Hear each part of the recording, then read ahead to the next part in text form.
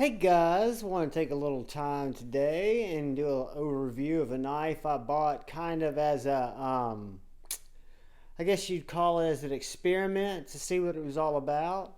It was under 60 bucks. It looked really cool and I had no idea how big it was going to be. So all I have to say is I'm glad I got the mini, not the full size Proponent, because this is the Artisan Cutlery mini Proponent. This knife is what I would call a chunk of a knife. Even though it's shorter, it is a really nice size knife. I mean, I can get my full hand on this handle, medium, large size hand with no problem. And the jimping on this blade, which is more of an axe than a blade, allows me to really get up on the blade. So if you're looking to get into packages or to slice through just about anything an urban landscape can send your way, the mini Proponent will definitely do it.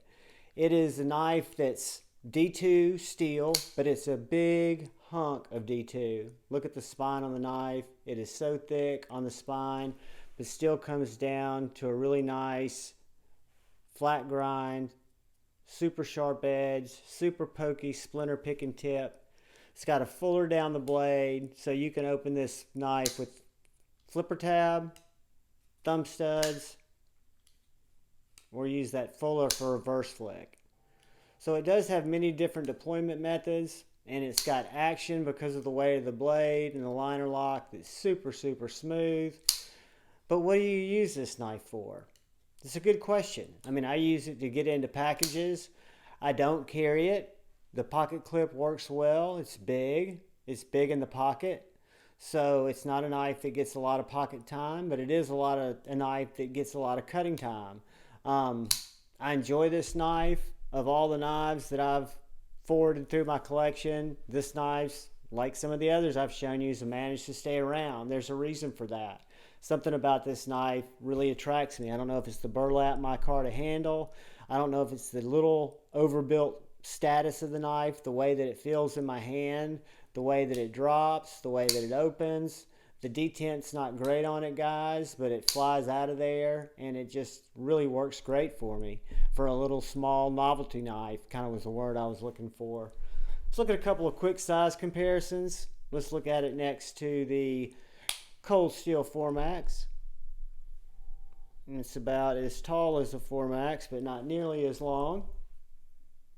And the Civivi Baby Banter.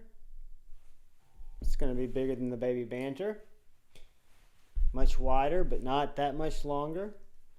So let's look at it next to the Spyderco Paramilitary 2. And blade's longer and the handle's much longer than the Paramilitary 2. And the last knife I have out here today is the Benchmade Bug Out.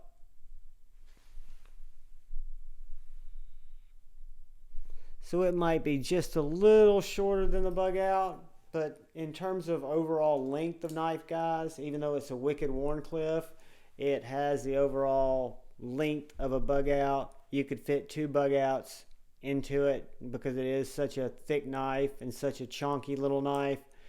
So would I rush out and buy this knife if I lost it and had to replace it? Probably not. Probably, you know, the novelty kind of wore off. It's a knife that I bought because it was a value knife and I thought it was really cool.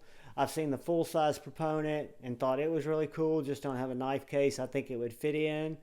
But could I recommend this knife for somebody who was looking for a novelty knife, didn't want to spend a lot of money, but wanted it to be very overbuilt and be able to destroy cardboard, wood, whittling, things like that? Sure, I could recommend this knife. I don't have any problem with it. I think Artisan Cutlery does a great job, and I think the mini Proponent's a neat little knife. Guys, thanks for taking the time to watch my video. Thanks for taking the time to subscribe if you've been so inclined. Please look out for the guy or gal to your left. Please look out for the guy or gal to your right. And please look out for one another. I love you all. Have a great rest of the day. Peace.